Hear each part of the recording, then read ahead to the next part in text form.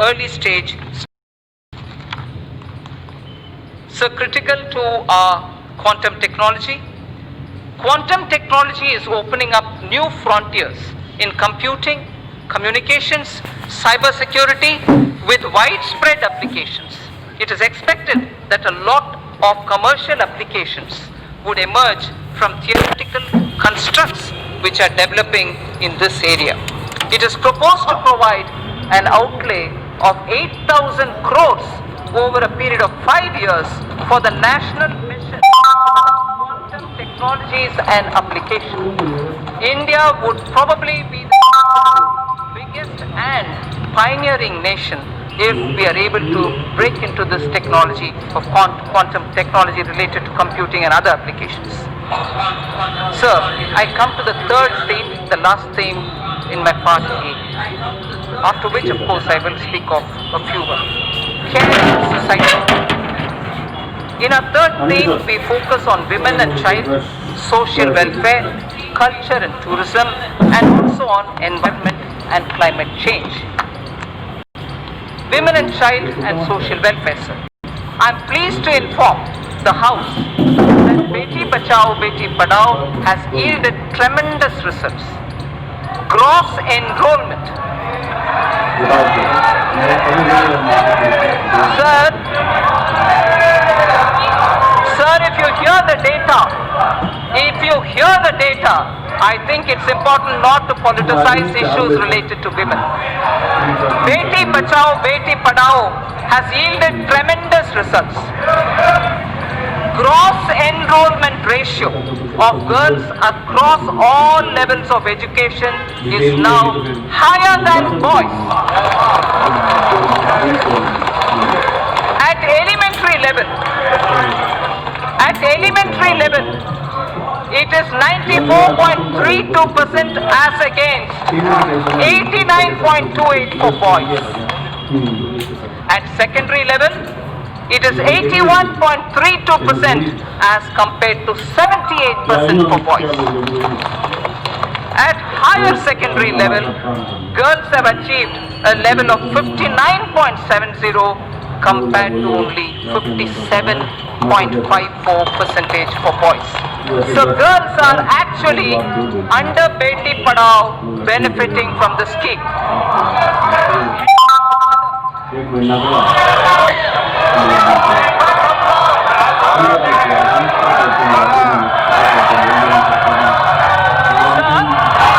Health of mother and child are correlated closely. Nutrition is the critical component of health. To improve nutritional status of children 0 to 6 years, adolescent girls, pregnant women, and lactating mothers, our Prime Minister launched a Poshan Abhiyan in 2017-18. More than 6 lakhs Anganwadi workers are equipped to upload the nutritional status of more than 10 crore households. Sir, Honorable Speaker, for the benefit of those who may not have heard this line, because it's very important, I'd like to repeat it. For nutritional status of children 0 to 6 years of age, adolescent girls, pregnant women and lactating mothers, our Prime Minister launched a Poshan Abhiyan in 2017-18. More than 6 lakh Anganwadi workers are equipped with smartphones to upload the nutritional status of more than 10 crore households. The scale of this development is unprecedented. So the next is, women's age of marriage was increased from 15 years to 18 years in 1978 by amending erstwhile Sharda Act of 1929. As India progresses further, opportunities open up for women to pursue higher education and careers. There are imperatives of lowering MMR, maternal mortality rate, as well as improvement of nutrition levels. Entire issue of about age of girls entering motherhood needs also to be seen in this light. I propose to appoint a task force that will present its recommendations in 6 months' time.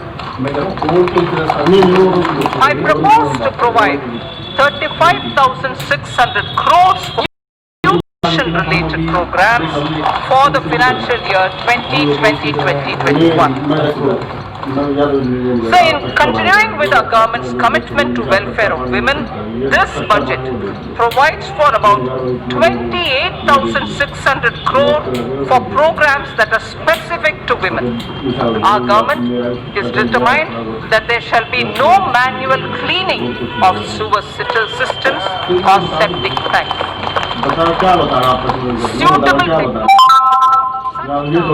have been identified by the Ministry of Housing and Urban Affairs. The ministry is working with urban local bodies for the adoption of these technologies. We will now take this to its logical conclusion. We will now take it to... Thank you, sir. Thank you, Speaker, sir. We will now take this.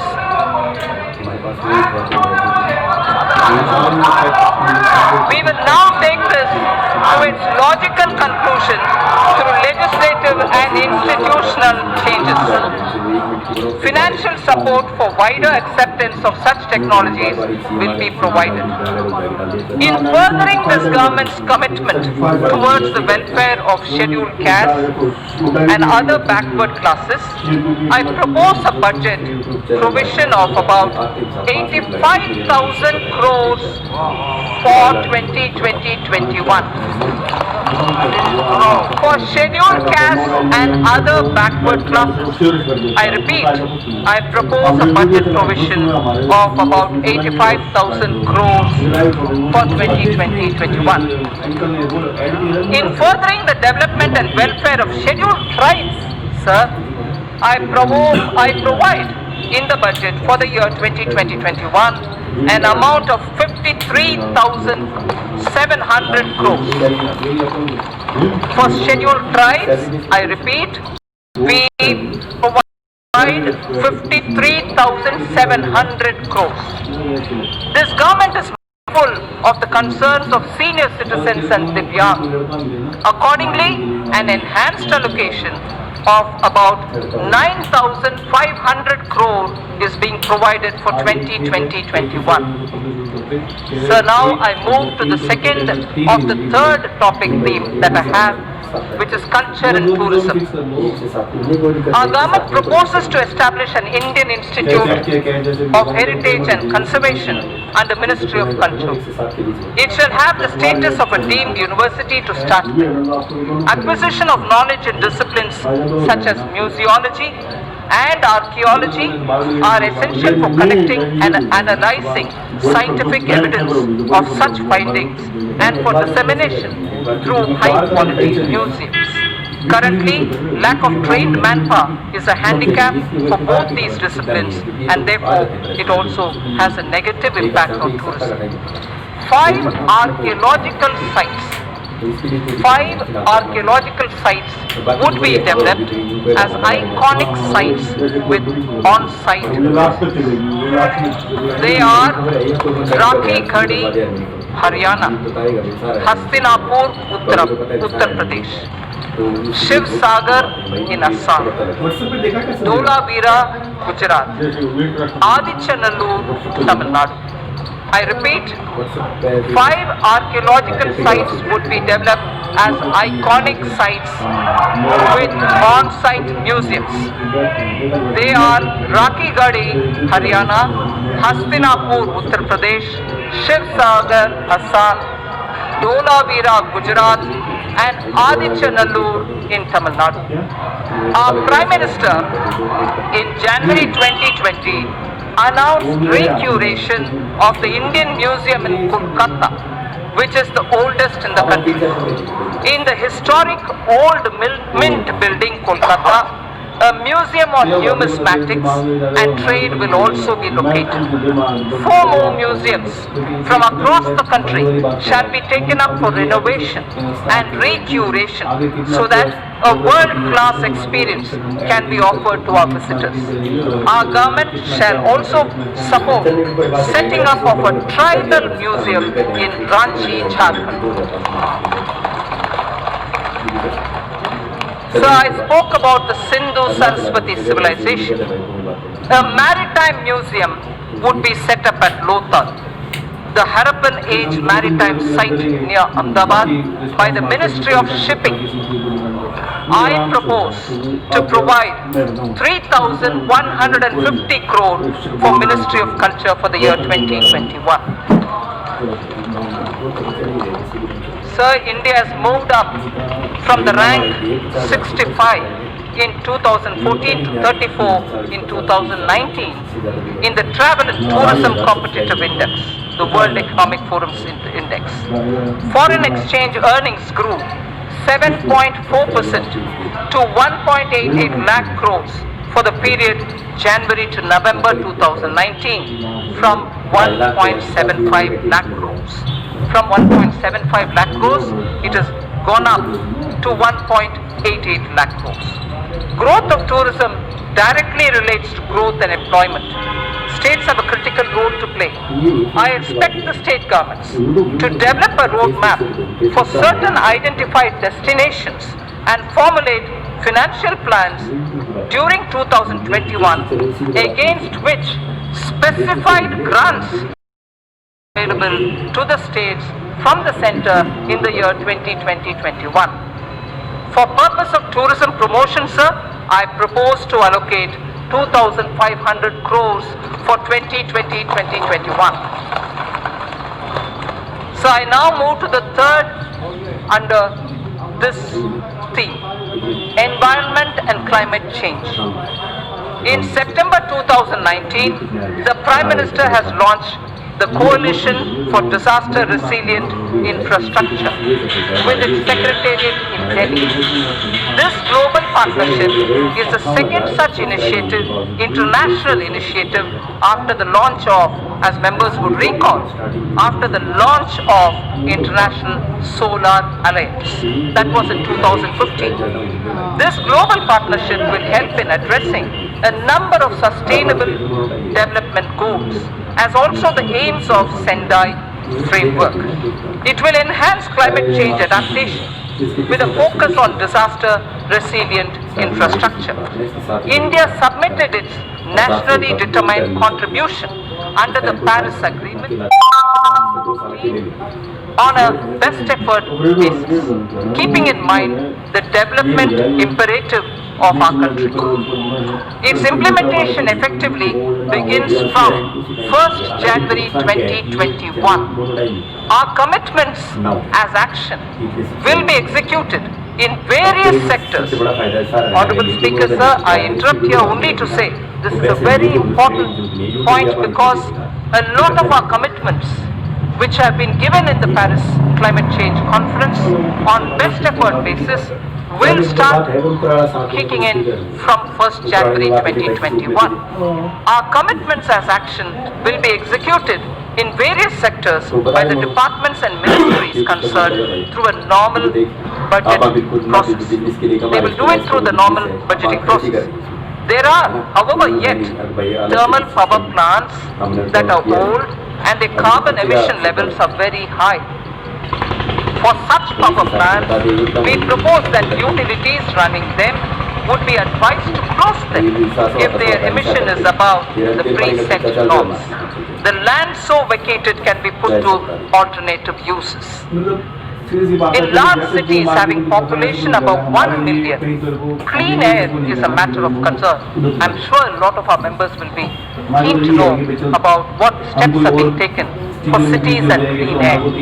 The government proposes, Honorable Speaker, to encourage such states that are formulating and implementing plans for ensuring cleaner air in cities above 1 million. Parameters for the incentives would be notified by the Ministry of Environment, Forests and Climate Change. Allocation for this purpose is 4,400 crores for 2020-2021. So there is something which, before I move to talking about governance, because the three themes that I put before the members is coming to a close, I fall back on the wise words of Thiruvalluvar. And this, it's very important, sir. We've heard several words of wisdom from Thiruvalluvar. Thiruvalluvar has spoken about what a good country is. What a good country is actually got to be like. And what makes up for jewels of a good country. I first read it in Tamil, then I'll give you the meaning. Pini in mind, Selvam, Vilai inbam, Emam. Pini in mind, Selvam, Vilai inbam, Emam. Ani enba, Nattin Vaindu. Ani enba, Nattin Vaindu. There are 5, what Thiruvalluvar says, which are jewels for a good country. The first is penny in mind, meaning the country will have to be without epidemics or illnesses, major illnesses. The second, he says, it should be wealth. It should have wealth. It should have wealth. It should also have wealth, in the sense from the fields it should have good crops. It should have inbam. It should have happiness. It also should have aimam, which is security and safety. So the 5 jewels. 5 jewels. Pini in mind, selvam, vilaibinbam, aimam, and inbam. Prime Minister Modi. Prime Minister Modi. Ayushman Bharat. Ayushman Bharat for health for all is penny in mind. Wealth creators will be respected in this country. Wealth creators will be respected in this country.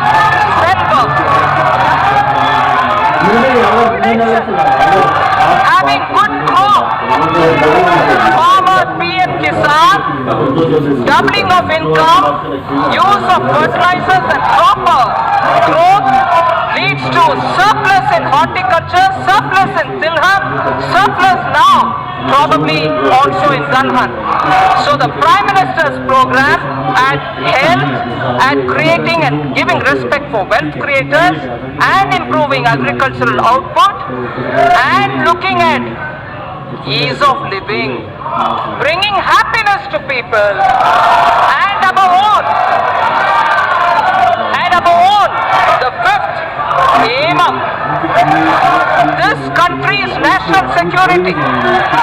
You have enough proof to say national security is the top priority of this government.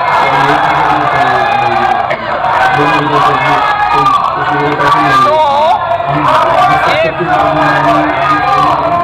if Thiruvalluvar, आपको पूछना कि तमिल में पढ़ा। That's right, sir.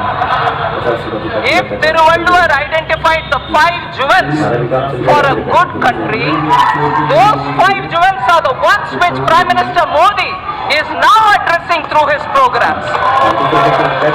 For health, Ayushman, for wealth creators, a respectable and honorable climate, good crops, happiness through ease of living, and national security. So, now with all that said, the bouquet of flowers which I would like to give every citizen with trust and faith,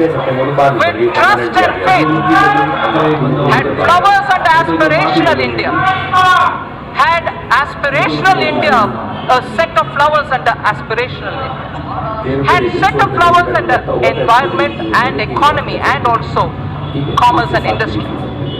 A third set of flowers was under the caring India. caring society that we want. Now, this bouquet of flowers is held by two hands: governance and other financial institutions. I speak about governance, sir, which is very important. Good governance is what is going to be giving faith to the people. Honorable Speaker, sir, all the while I have explained the color and composition of the bouquet of flowers, schemes and programs. They were grouped under aspirational India, economic development and caring India. Now I speak about the two hands that will hold them. One such a hand is governance, which is clean, corruption-free, policy-driven, and good in its intent. And most importantly, trusting in faith, trusting every citizen, the aspirational youth, the hard-working women.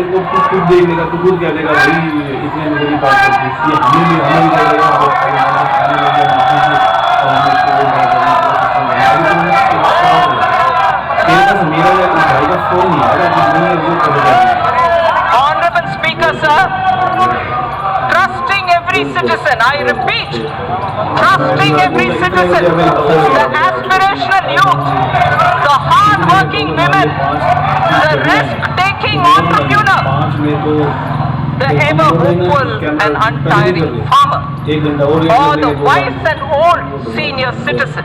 Many among them are taxpayers. Others may not be taxpayers now. Our Prime Minister has laid before us ease of living as a goal to be achieved on behalf of all citizens. An important aspect of both ease of living and ease of doing business is fairness, efficiency of tax administration. We wish to enshrine, this is important, Honorable Speaker. This is important, sir. Money being allocated to various programs is finance of this country. This is very important, sir. Businesses should have the confidence that things are being fair and the efficiency of the tax administration.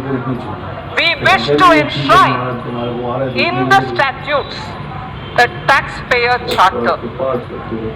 Through this budget, a taxpayer's charter is getting institutionalized into the statutes. It's going to be enshrined as a part of our law.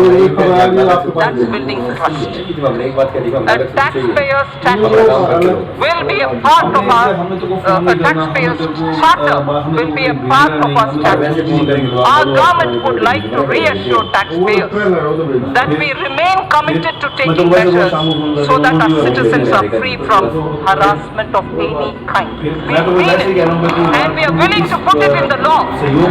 Tax harassment cannot be tolerated when we are talking about citizens and wealth collectors. There has been a debate about building into statutes criminal liability for acts that are civil in nature. This is important, sir. There has been a debate about building into statutes criminal liability for acts that are civil in nature. Hence, for Companies Act, certain amendments are proposed to be made that will correct this. Similarly, other laws would also be examined where such provisions exist, and attempts would be made to correct them also. The government intends to introduce major reforms in recruitment to non-gazetted posts in governments and public sector banks. At present, candidates have to appear for multiple examinations conducted by multiple agencies at different points of time for similar posts. This places enormous burden on time, effort and cost for young people. To mitigate the hardship so faced, it is proposed to set up a national recruitment agency as an independent, professional, specialist organization for conduct of computer-based online common eligibility test for recruitment to non-gazetted posts. A test center in every district, particularly in the aspirational districts, would be set up. For speedy disposal of commercial and other disputes, government has constituted various tribunals and specialized bodies. It is proposed to a robust mechanism of appointment, including direct recruitment bodies to attract best talents and professional experts. A stable and predictable business environment is a key objective of the strong government for ensuring that contracts are honored. In this framework, we shall deliberate upon strengthening it. There is a growing need, sir, for Indian statistical system to meet the challenges of real-time monitoring of our increasingly complex economy. Data must have strong credibility. The proposed new national policy on official statistics would use latest technology, including artificial intelligence. It would lay down a roadmap towards modernized data collection, integrated information portal, and a timely dissemination of information thus collected. I am happy to inform that India will host G20 presidency in the year 2022. That is the year of 75th anniversary of independence of the Indian nation. During this presidency, India would be able to drive considerably the global economic and development agenda. For this historic occasion, I allocate the sum of 100 crore to begin the preparations. 100 crore rupees. Sir, Northeastern region has a very high priority in government's developmental agenda. Government is ensuring smooth access to financial assistance from multilateral and bilateral funding agencies to help introduce innovative and global best practices.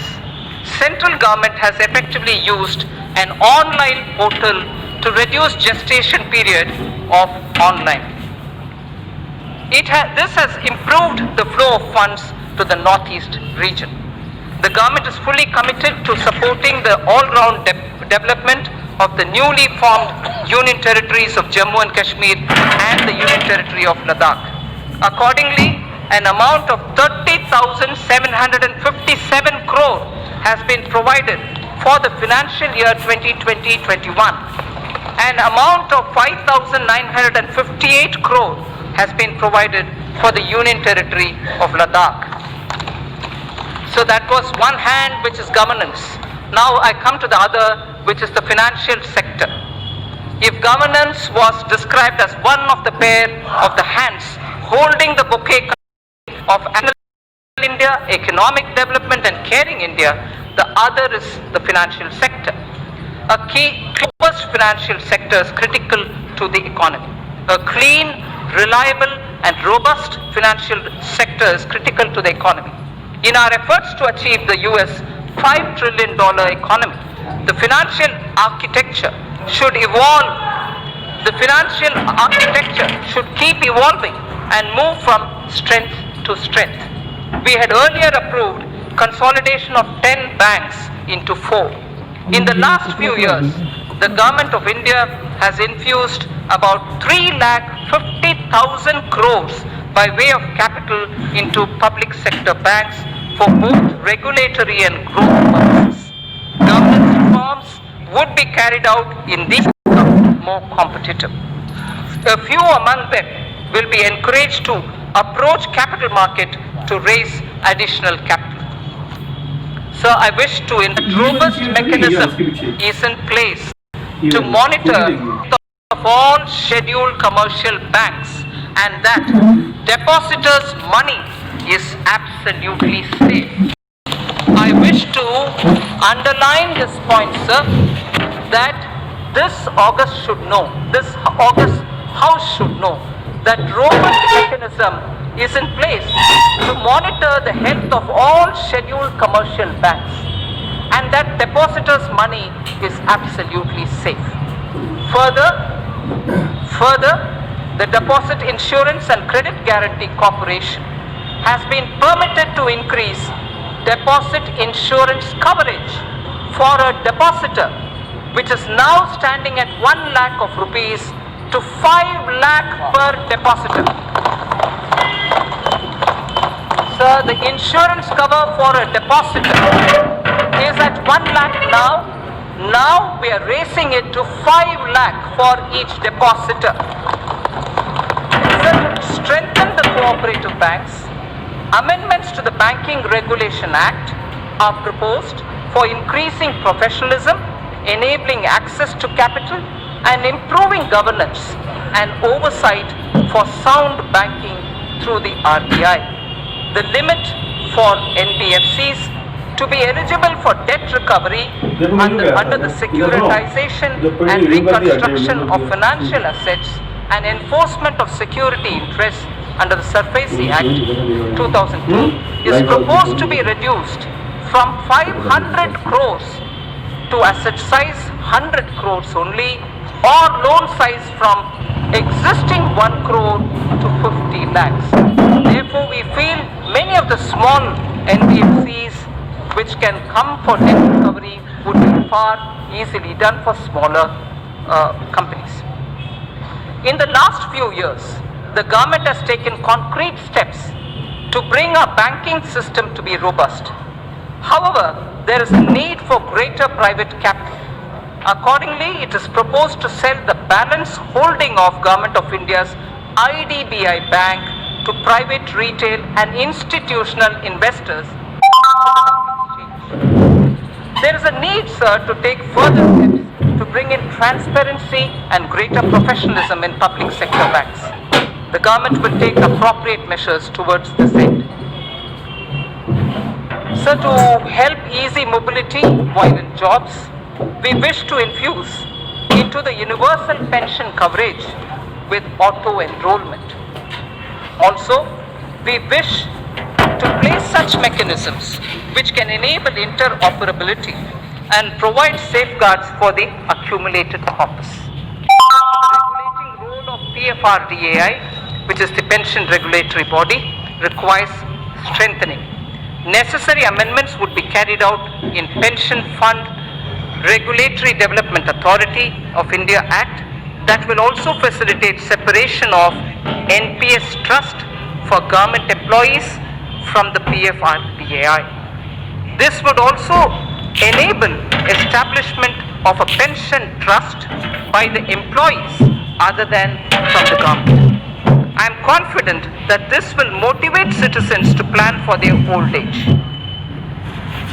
So this section, which I will now speak, will relate to the MSMEs. MSMEs are vital to keep the wheels of our economy moving. They also create job, innovation, and also risk takers, and they are risk takers. Several measures for the MSMEs have been taken in the past few years. There are more steps proposed in this budget also.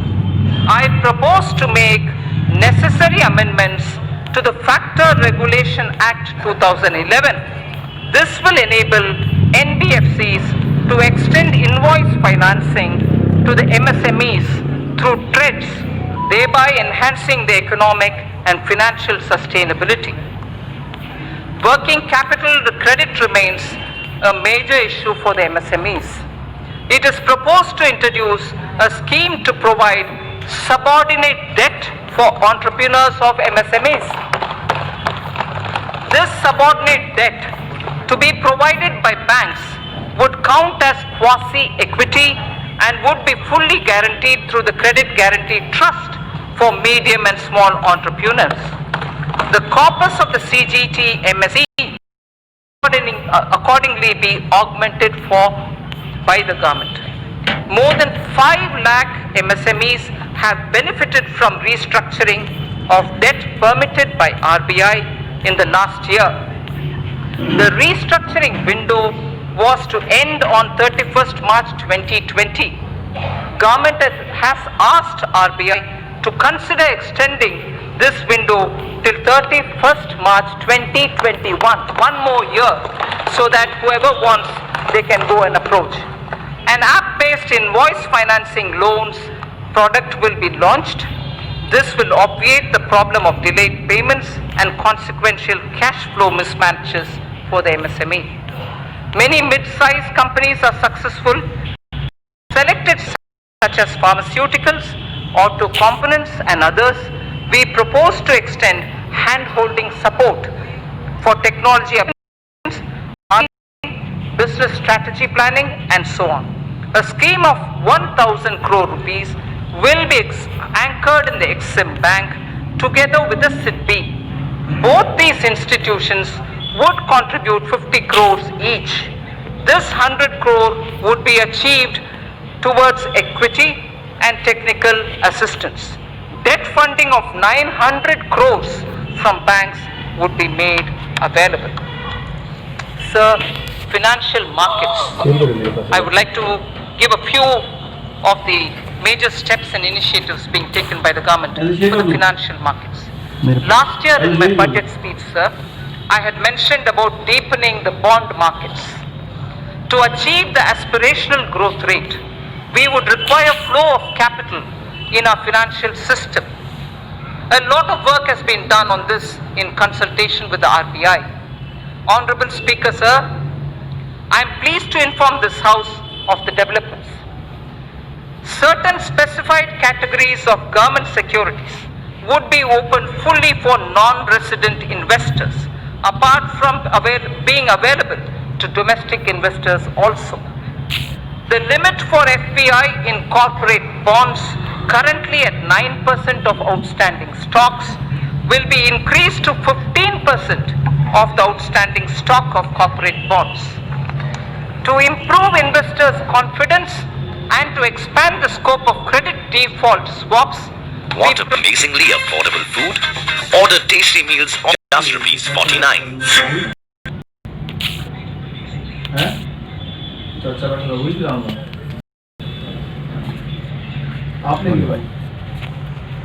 Cut गई ना, रुक गई ना, मैंने करी थी।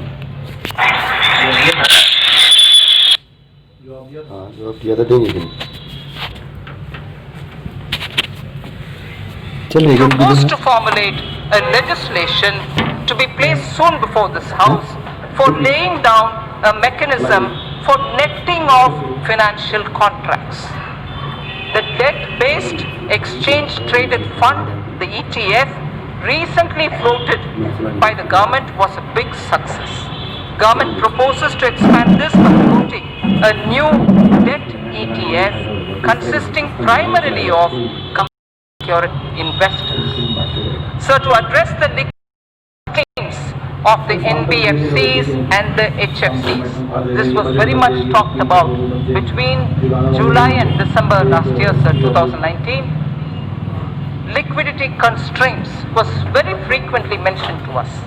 So to address liquidity constraints of the NBFCs and the housing finance corporations, post the Union Budget 2019-20, the government formulated a partial guarantee, credit guarantee scheme for the NBFCs. To further the support of providing liquidity, a mechanism would be devised. Government will offer support by guaranteeing securities that are so floated. Infrastructure financing. Government's commitment for investment in infrastructure was reiterated when 103 lakh crore national infrastructure pipeline projects were announced. I would also like to inform that about 22,000 crores of rupees has already been provided as support for infrastructure pipeline. On December 31st, if honorable members would recall, a national pipeline consisting of more than 6,500 projects were announced. 22,000 crore has already been provided as support to infrastructure pipeline. This would cater for equity support to infrastructure finance companies such as the IIFCL and a subsidiary which is of NIIF. So two institutions, IIFCL and the subsidiary of NIIF, take it.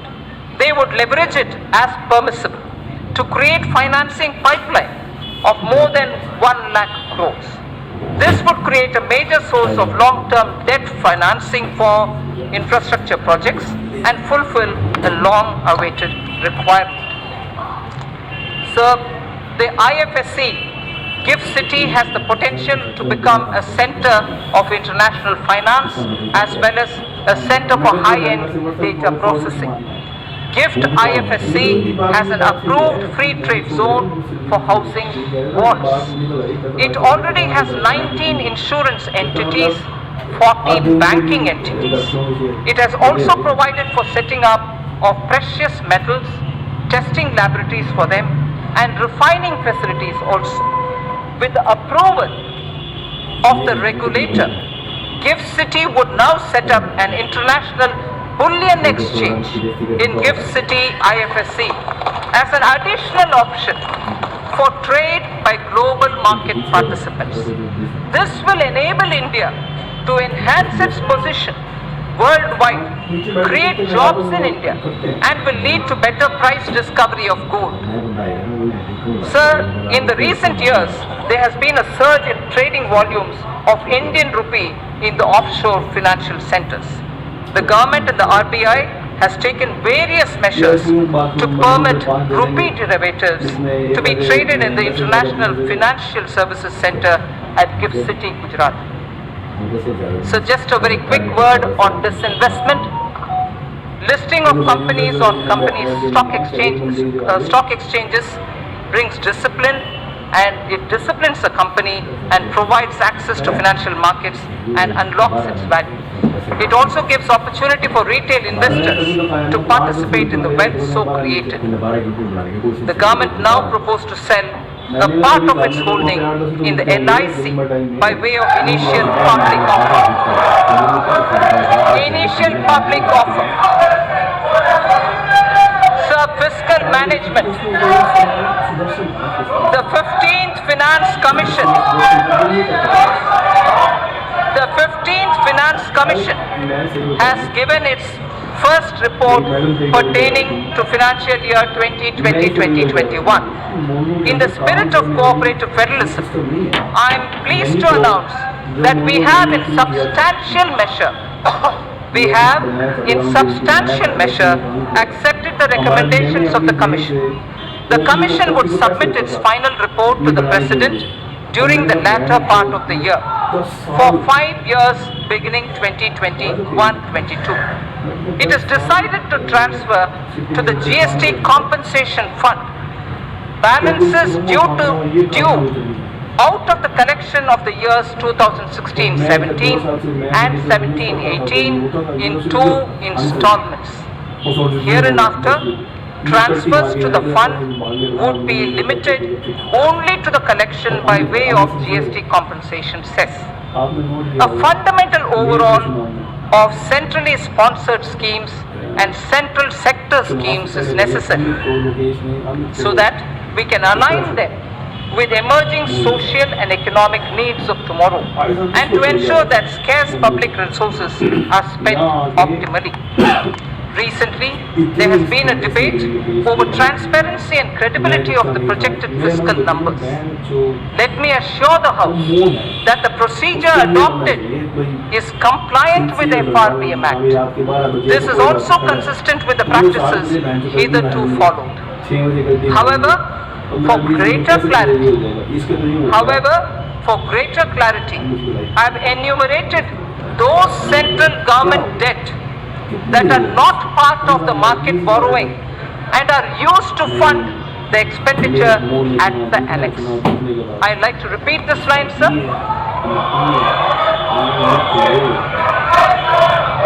I'd like to repeat this line, sir.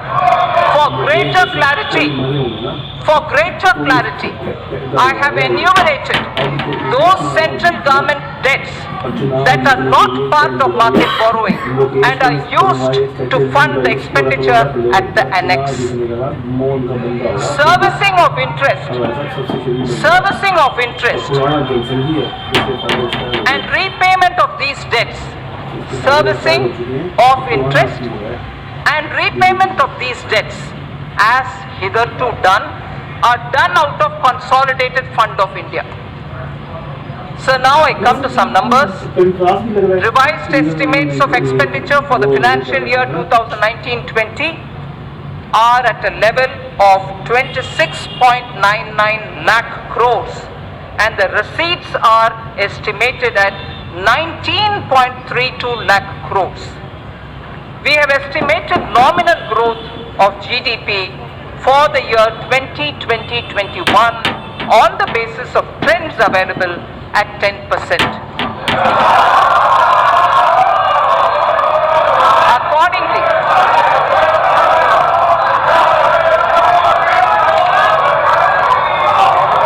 we have estimated, sir, let me finish, sir.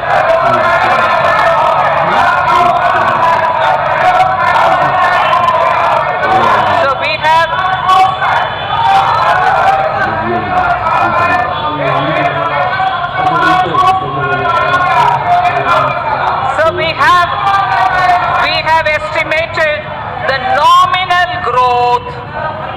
We have estimated the nominal growth of GDP for year 2020-21 on the basis of trends available at 10%. Accordingly, receipts for the year 2020-21 are estimated at 22.46 lakh crores. And keeping in mind commitment of the government towards various schemes and the need for improvement of the quality of life, level of expenditure has been kept at 30.42 lakh crores. Sir, during the year, government has unfailingly worked towards keeping up capital expenditure. Actually, there is substantial enhancement. All the flagship schemes of the government have been fully provided for. Details may be seen in the annexes to the printed copy of my speech. Every budget must appropriately address the issue of fiscal deficit. Every budget must appropriately address the issue of fiscal deficit. Recently, government has undertaken very significant tax reforms for boosting investment. However, expected tax buoyancy will take time. We estimate a fiscal deficit of 3.8% in RE 2019-20 and 3.5% for BE 2020-2021. This estimation is consistent with the government's abiding commitment to macroeconomic stability, and it comprises of A, 3.3 for year 2019-20 and 3 for the 2020-2021 budget estimate, and B, Section 4.2 of the FRBM Act, which provides for a trigger mechanism for a deviation from the estimated fiscal deficit on account of structural reforms in the economy with unanticipated fiscal implications. Therefore, I have taken a deviation of 0.5% consistent with the Section 4.3 of the FRBM Act, both for RE 2019-20 and BE 2020-21. Accordingly, the return path is being laid before the Parliament as a part of the medium-term fiscal policy cum strategy statement. This fiscal path commits us to the path of fiscal consolidation without compromising the needs of investment out of public funds. Accordingly, net market borrowings for the year 2019-20 would be 4.99 lakh crore, and for the year 2020-21 it would be 5.36 lakh crores. A good part, this is very important, sir, a good part of the borrowings of the financial year 2020-21 would go towards capital expenditure of the government that has been scaled up by more than 21%. As I had previously mentioned, another about 22,000 crores have already been allocated for equity to fund certain specified companies who would leverage it manifold and provide much needed long-term finance for infrastructure sector. That should spur the growth impulses in the economy. So I would now move to part B of my speech. मेरे दिमाग में हाँ एक चीज आ गई थी, रात को थी मैं भूल जाऊँ। एक वो दो कप बनवा दो, Direct tax. 2 कप उसके ऊपर सारा लिखा है, एक यहाँ पड़ा हो, एक टेबल के ऊपर। No thanks. 2 इसलिए बनवा रहा हूँ Sir, part B of my speech starts with direct tax, sir. चीजें पड़ी हो। Honorable Speaker, sir, our government has spearheaded radical fiscal measures to ensure that Indian economy continues to tread और the फिलहाल path वैसे नहीं of पड़ा high तो वैसे रख growth. दो। There are times when countries are competing नहीं, with plain each ऐसे other पढ़ो तो। like never before Plain to पढ़ो, become उस the side most का। attractive पढ़ा destination दुकान पे। for doing business. Therefore, to make sure that India stays globally competitive and a favored destination पढ़ो for वैसे फॉरवर्ड से investment, अगर मान we low took court a को जाते bold तो नहीं historic बदलेगा, decision कब दिख of जाएगा, reducing the corporate tax rate for new companies in the manufacturing sector to an unprecedented level of 15%. Similarly, for the existing companies, the rate has also been brought down to 22%, which is the lowest in the world. This will enable companies to expand their businesses and make fresh investments in the coming future. Though we will have loss of substantial revenue due to these measures in the short run, I am certain that our economy will reap huge returns on this score in due course. So one quick verse from Raghuvamsa, written by Kalidasa. एक तो लेके आना है पोचा, एक dusting का कपड़ा, एक शीशा, एक रूही। प्रजानाम एव बुद्ध्यर्थम सत्ताप्यो बलिम अग्रहीत। प्रजानाम एव बुद्ध्यर्थम सत्ताप्यो बलिम अग्रहीत। सहस्र गुणम उत्कृष्टम आदत्ते रसम रवि। कागज, pen. Surya, the sun, collects vapor from little drops of water. He collects only from little drops of water. ये तो वैसे बंद होगा। So does the king. They give back copiously. They collect these from the people only for their well-being. So the collection of taxes or the vapor from the water drops are only from small trickles. They all go back to the people manifold. So the purpose of taxation and also the way in which it is done has been voiced even then. And this in Raghuvamsa refers to the Purvaja or the elders belonging to Ikshvaku dynasty, father of Ayodhyapati Rama, Dilipa, grandfather. It refers to Dilipa, the king. So in continuation of the reform measures already taken so far, the tax proposals in this budget will introduce further reforms to stimulate growth, simplify tax structure, bring ease of compliance and reduce litigation, personal income tax and simplification of taxation. So in the interim budget of 2019, our government exempted individuals having income up to 5 lakh of rupees from paying any income tax. Presently, an individual pays 20% on income between 5 lakh and 10 lakh and 30% on income between 10 lakh. That's the prevailing matrix. Further, currently the Income Tax Act is riddled with various exemptions and deductions which make compliance by the taxpayer and administration of Income Tax Act by the tax authorities a burdensome process. It is almost impossible for a taxpayer to comply with income tax law without taking the help from professionals. In order to provide significant relief to the individual taxpayers and to simplify the income tax law, I propose to bring a new simplified personal income tax regime wherein income tax rates will be significantly reduced for the individual taxpayers who forego certain deductions and exemptions. Under the new regime, sir, an individual shall be required to pay tax at the reduced rate of 10% for income between 5 lakhs to 7.5 lakhs against the prevailing 20%. So anyone who's earning between 5 to 7.5 lakhs, sir, today pays 20%. We are now reducing it in the new regime, which is devoid of exemptions, to 10% only. So 20% comes down to 10%. Sir, the next example. For income between 7.5 lakhs to 10 lakhs, I earlier said about 5 to 7.5, now I am saying about 7.5 to 10 lakh.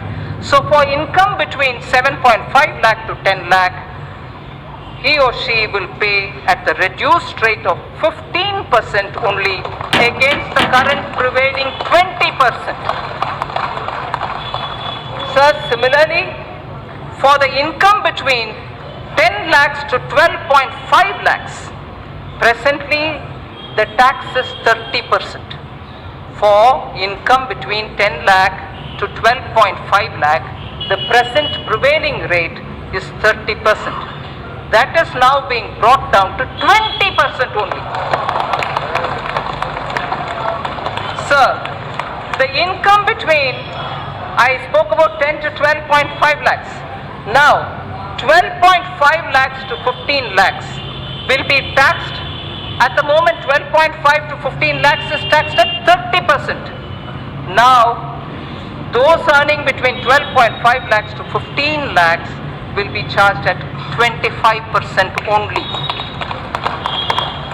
Sir, incomes above 15 lakhs will be continued at 30%, but no exemptions at all. Those earning up to 5 lakhs shall not pay any tax either in the old regime or in the new regime. So the proposed tax structure will provide significant relief to taxpayers and more so to those in the middle class.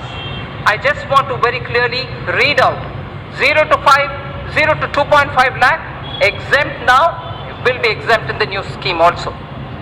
2.5 lakhs to 5 lakhs, 5% now will be 5% in the new tax rate. 5 to 7.5 lakhs, 20% now will become 10% in the new rate. 7.5 to 10 lakhs, 20% now will be 15% in the new. 10 to 12.5 lakh, 30% now will now come to 20%. 12.5 to 15 lakh, 30% now, 25% in the new rate. Above 15 continues at 30%. In the new tax regime, sir, substantial tax benefit will accrue to a taxpayer depending upon the exemptions and deductions claimed by him. For example, just to make it clear, for example, a person earning 15 lakh of rupees in a year and not availing any deductions whatsoever will pay 1,95,000 as compared to 2,73,000 that is paying now in the old regime. So his tax burden shall be reduced by 78,000 rupees. That will be the reduction in the tax that he has to otherwise pay. Then this is the example of somebody who earns 15 lakhs. He would still be a gainer. He would still be a gainer in the new regime even if he was taking deduction of 1.5 lakh under various sections of Chapter 6A of the Income Tax Act under the old regime. The new tax regime, sir, shall be optional for taxpayers. So there is no compulsion. Those who want to be in the old regime can continue to be in the old regime, in the old rates, in the whole sets of exemptions and deductions. Those who wish to come into the new, an individual who is currently availing more deductions and exemptions under the Income Tax Act may choose to avail them and continue to pay the tax in the old regime. A new personal tax income tax rates will entail estimated revenue foregone of 40,000 crores per year. We have also initiated measures to pre-fill income tax return so that an individual who opts for the new regime would need no assistance from an expert to file his return and pay income tax. Sir, I will have to put this observation here. In order to simplify income tax system, I have reviewed all the exemptions and deductions which got incorporated in the income tax legislation over the past several decades. In fact, I have that list with me, sir. Somewhere. I have reviewed all the exemptions and deductions which got incorporated in the income tax legislation over the past several decades. It was surprising to know that currently more than 100 exemptions and deductions of different nature are provided in the Income Tax Act. No wonder the code is like this, the book. I have removed around 70 of them. I have removed around 70 of them in the new simplified regime. We will review and rationalize the remaining exemptions and deductions in the coming years, with a view to further simplifying the tax system and lowering tax rates. Sir, the dividend distribution tax.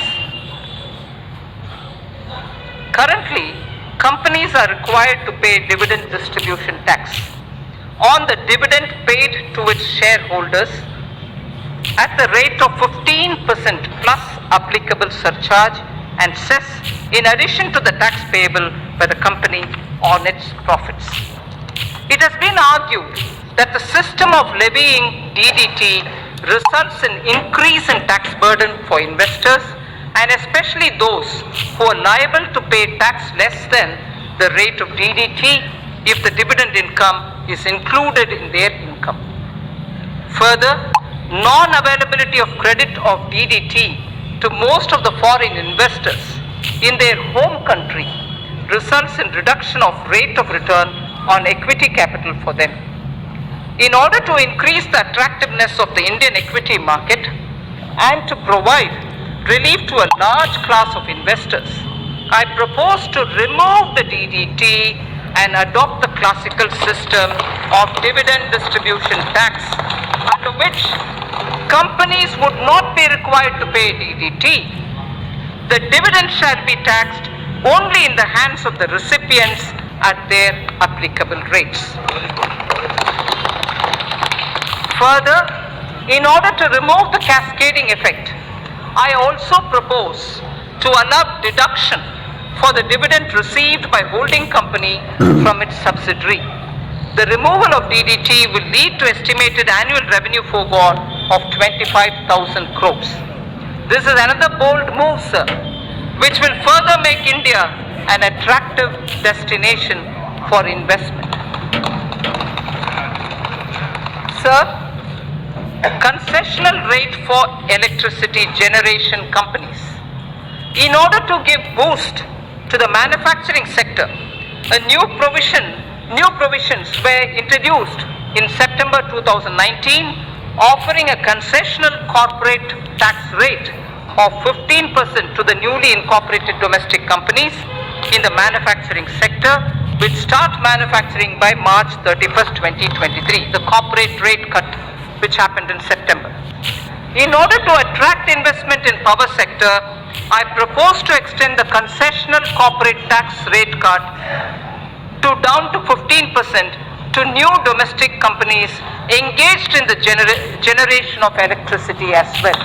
So that corporate rate, which came down to 15% for the new manufacturing companies, will now be available even for power generation companies too. So tax concession for foreign investments. In order to incentivize the investment by foreign sovereign wealth funds of foreign governments in the priority sector, I propose to grant 100% tax exemption to their interest, dividend and capital gains income in respect of investment made in infrastructure and other notified sectors before 31st March 2024 with a minimum lock-in period of 3 years. Honorable Speaker, sir, In order to make available foreign funds at lower cost, I propose to extend the period of concessional withholding rate of 5% under Section 194LC for interest payment to non-residents in respect of money borrowed and bonds issued up to 30th June 2023. I also propose to extend the period up to 30th June 2023 for lower rate of withholding of 5% under Section 194LD for interest payment to foreign portfolio investors and qualified foreign investors in respect of bonds issued by Indian companies and government securities. I further propose to extend the concessional rate of withholding of 5% under Section 194LD to the interest payment made on the municipal bonds. In order to incentivize listing of bonds at IFSC exchange, I propose to further reduce the withholding rate from 5% to 4% on interest payment on the bonds listed on its exchanges. Startups have emerged as an engine of growth for our economy.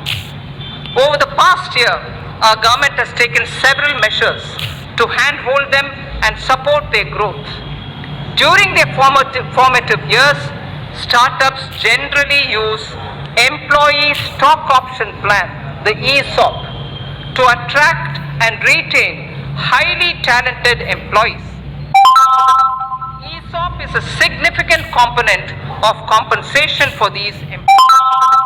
Currently, ESOPs are taxable as perquisites at the time of exercise. This leads to cash flow problem for the employees who do not sell the shares immediately and continue to hold the same for long term.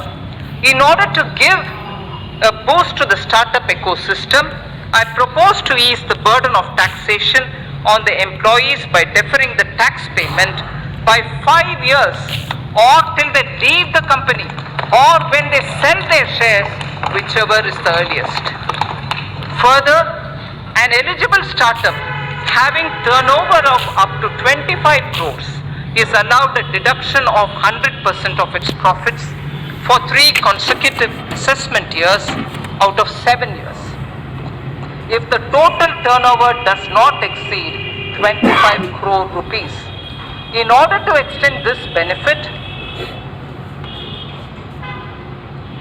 to larger startups, I propose to increase the turnover limit from existing 25 crores to 100 crores. Moreover, considering the fact that in the initial years, a startup may not have adequate profit to avail this deduction, I propose to extend the period of eligibility for claim of deduction from the existing 7 years to 10 years. So the corporate rate cut in September has led to a lot of cooperatives who are asking for level playing field. Cooperative societies play an extremely important role in our economy in facilitating access to credit, procurement of inputs and marketing of products to their members. These cooperatives are currently taxed at the rate of 30% as a major concession, and in order to bring parity between cooperative societies and corporates, I propose to provide an option to the cooperative societies to be taxed at 22% plus 10% surcharge and 4% cess with no exemption or deductions. Further, I propose to exempt these cooperative societies from alternative minimum tax, the AMT, just like companies under the new tax regime are exempted from minimum and alternative tax, the MAT. MAT for corporate tax, corporates were removed, and similarly now AMT for the cooperatives is also free. Medium and small and micro enterprises, the MSMEs, currently businesses having turnover of more than 1 crore rupees are required to get their books of accounts audited by an accountant. In order to reduce the compliance burden on small retailers, traders, shopkeepers who comprise the MSME sector, I propose to raise by 5 times the turnover threshold for audit from the existing 1 crore to 5 crore. So up to 5 crore, there wouldn't be a requirement for auditing of their accounts. Further, in order to boost less cash economy, I propose that the increased limit shall apply only to those businesses which carry out less than 5% of their businesses and business transactions in cash. So we wish to move to greater digitization. Affordable housing. For realization of the goal of housing for all and affordable housing, in the last budget, I had announced an additional deduction of up to 1,50,000 rupees for interest paid on loans taken for the purchase of an affordable house. The deduction was allowed on housing loans sanctioned on or before 31st March 2020. In order to ensure that more persons avail this benefit and to further incentivize the affordable housing, I propose to extend the date of loan sanction for availing this additional deduction by 1 more year. Further, in order to boost the supply of affordable houses in the country, a tax holiday is provided on the profits earned by developers of affordable housing projects approved by 31st March 2020. In order to promote the affordable housing projects, I propose to extend the date of approval of affordable housing projects for availing the tax holiday by 1 more year again. I propose to extend the date of approval of affordable housing projects for availing this tax holiday by 1 more year. So next is the concession to real estate transactions. Currently, while taxing income from capital gains, business profits and other sources in respect of transactions in real estate, if the consideration value is less than the circle rate by more than 5%, the difference is counted as income both in the hands of the purchaser and the seller. In order to minimize hardship in the real estate transaction and provide relief to the sector, I propose to increase the limit from 5% to 10%. Charity institutions. Acknowledging the important role played by the charitable institutions in the society, the income of these institutions is fully exempt from taxation. Further, donation made to these institutions are also allowed as deduction in computing taxable income of the donor. Currently, a taxpayer is required to fill complete details of the of this in the donation done in the income tax return for availing deduction. In order to ease the process of claiming deduction for donation, it is proposed to pre-fill the donee's information in taxpayer's return on the basis of information of donations furnished by the donee. This would result in hassle-free claim of deduction for the donation made by the taxpayer. Further, in order to claim the tax exemption, the charity institution have to be registered with the income tax department. In the past, the process of the registration was completely manual and scattered all over the country. In order to simplify the compliance for the new and existing charity institutions, I propose to make the process of registration completely electronic, under which a unique registration number shall be issued to all new and existing charity institutions. To facilitate the registration of the new charity institution, which is yet to start their charitable activities, I allow them provisional registration of 3 years. Faceless appeals.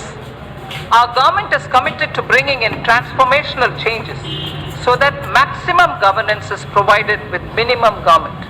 In order to impart greater efficiency, transparency and accountability to the assessment process, a new faceless assessment scheme has already been introduced. Currently, most of the functions of the income tax.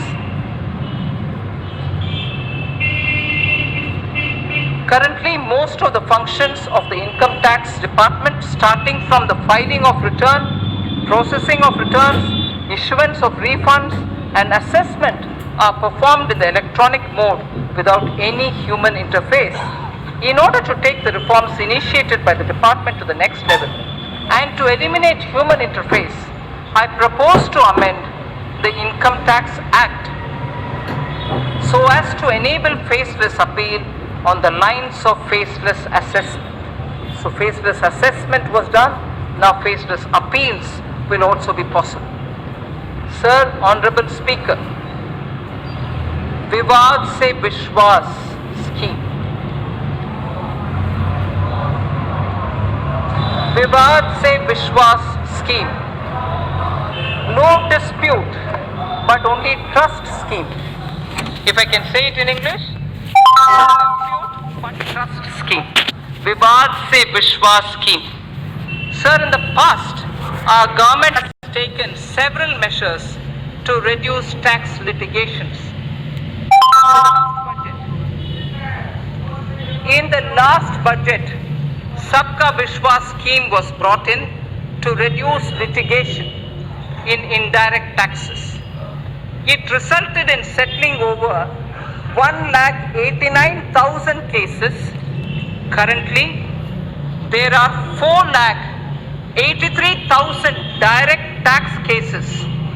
4,83,000 direct tax cases pending in various appellate forums, Commissioner of Appeals, Income Tax Appellate Tribunal, High Court, Supreme Court, and so on.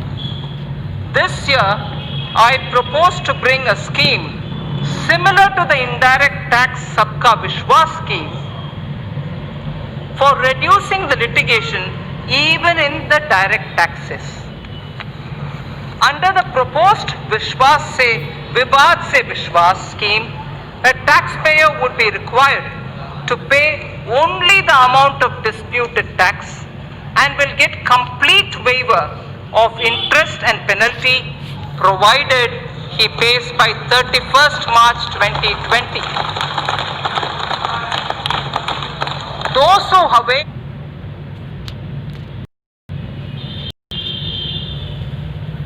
amount, even then they can come in.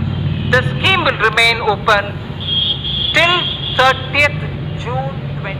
So the first thing is 31st March 2020, where you just pay the disputed tax amount, no penalty, no interest. In case you don't do it before that, you move over to 30th June, but where you pay some additional amount. Taxpayers in whose cases appeals are pending at any level can benefit from this scheme. I hope that taxpayers will make use of this opportunity to get relief from vexatious litigation process. So losses of merged banks. As part of consolidation of the financial sector, our government has brought out schemes for merger and amalgamation of public sector banks in order to ensure that amalgamated entities are able to take the benefit of unabsorbed losses and depreciation of the amalgamated entities. I propose to make necessary amendments to the provision of the Income Tax Act. Taxpayers' Charter, I mentioned it briefly in Part A, requires trust between taxpayers and the administration. This will be possible only when taxpayers' rights are clearly enumerated. Towards this end, and with the objective of enhancing the efficiency of delivery system of the Income Tax Department, I propose to amend the provisions of the Income Tax Act to mandate the Central Board of Direct Taxes, CBDT, to adopt a taxpayer's charter. The details of the contents of the charter will be notified soon. Instant PAN through Aadhaar. In the last budget, I had introduced the interchangeability of PAN and Aadhaar, for which necessary rules were already notified. In order to further ease the process of allotment of PAN, soon we will launch a system under which PAN shall be instantly allotted online on the basis of Aadhaar without any requirement for filling up of detailed application form. Sir, our government brought in the GST as a historic reform of the indirect taxes in 2017. We also took a path-breaking step of simplifying and rationalizing corporate tax in September 2019. More importantly, we offered a rate of corporate tax which perhaps is the lowest in the world. Continuing on this path, we have now put the personal income tax at its lowest ever rate and totally removed the DDT at the company's hands. Direct have also seen many reformatory steps in quick succession. Even ease of compliance is seeing unprecedented changes. Last but not the least, personal interface with tax administration is at the minimum level. Indirect tax. Indirect tax, sir. As I mentioned earlier in part A of my speech, reforms are continuing in the GST. A simplified return shall be implemented from 1st April. This will help in weeding out dummy or non-existent unit. Dynamic QR code is proposed for consumers.